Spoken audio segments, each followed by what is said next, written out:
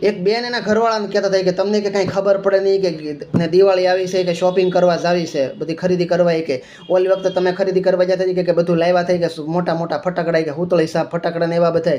તો ગયા વરે કે છોકરાઓનો હાથ દાજ્યો ને પાટો બંધાવવાના 150 રૂપિયા દેવા પડે કે આ વખતે કે શોપિંગ કરવા તમારે જવાની જ નથી કે હું જાય કે ઓલો કે ભાઈ તું જાય પણ કે ભાષણ કરીમાંની ખોટું એ કે તો ઓલી બીજા દિવસે બાય શોપિંગ કરવા ગઈ ને છોકરા હાટું લાવી બધું ફટાકડાના આન તેન વગેરે તો ફટાકડા ન લાવી બધી ભોંસ કર્યું લાવી આમ ઘેરે લાવીને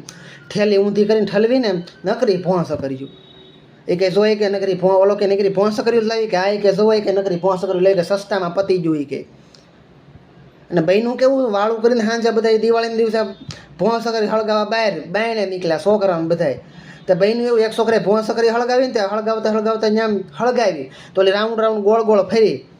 તે ત્યાં કાંઈક કાંકરો આડો આવ્યો ને તે સકરી ત્યાંથી સટકીને સીધી બાજુના ઘરમાં ગળી ગઈ બાજુમાં રહેતા ને પાડો હોય એના ઘરમાં સીધી ડાયરેક્ટ ગળી ગઈ ડામસ્યામાં તો ડામસ્યામાં ઉતાવળીમાં જેમ હોળી હળગે ને એમ ડામસ્યો હળગ્યો ત્યાં તો ઓલા ઘરધણીને ખબર પડીને 2 ડોલ પાણી નાખ્યું માઇન્ડ ઠાયરું પછી અહીંયા કાંઈ ઓલાને પાસે આવીને ઓલાને કાઠલા પીકડા કે કે તમે કે ભોંસ કરી હળગણી કે હું કે મારા ડામસ્યા હળગાવાય કે ભાઈ કે જે છું કે ડામસ્યો હતો કે ડામસ્યો નતો કે ડામસ્યો તો 5000 નો કે આ કે અમારા ગોદડા ને બોદડા બધા હળગી જાય કે બધા કે ઇમ્પોર્ટેડ ગોદડા હતા કે આમ ન હોય એ કે તો કે તમે જો એટલા પૈસા આપી દે કે અમારે 5000 નો ડામસ્યો હતો કે તો ઓલે 5000 રૂપિયા આપે ને કે ભાઈ સાહેબ કોઈને કહેતા નહીં કે ફરિયાદ બરિયાદ કાંઈ ન કરતા કે રે જવા જોઈએ કે એમ કરીને માઇન્ડ થાળે પાડ્યું ને પછી ઓલો બાઈને ખીજાણો કે લે કે તારી ભોંસ કરી કે આ બધું કર્યું કે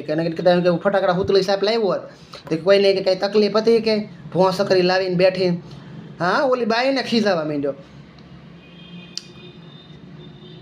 ને પછી તો પાછું મેં એને પૂછ્યું મેં તો કહે આમ બધું પછીની બાકીની મેં તો વધી ભોંસ કરી આમ તમે જગવી હતી કે ના એ કે પછી કે 1.5 ફૂટનો અંદર ખાડો ગાળીને દાટી દીધી કે કોઈને ખબર ન પડે એવી રીતે કે હોય કે આ જિંદગીમાં ક્યારેય ભોંસ કરી લાવવાની ગઈ નહીં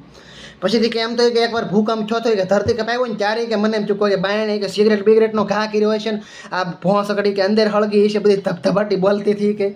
પછી મેં મારા બાઈને કહી દીધું ભાઈ કે ધરતી કપ છો કે કાંઈ કે ગમે ખાતું બાતું પુસ્તક પાસમાં આવે ને કે આ ભોંસ કરીને વાતે નહીં કરતા કે દાટેલી ખાડો ગાળીને દાટેલી છે એમ નકર કે અહીંયા ખાતું આવશે ને બધી તપાસ કરશે એ કે આપણે ધંધે લાગી જાઓ હો તો એ પાછો બાઈને ખીજાણો એમ ને રોવા જેવો થઈ ગયો કે કોઈને કહેતી નહીં એમ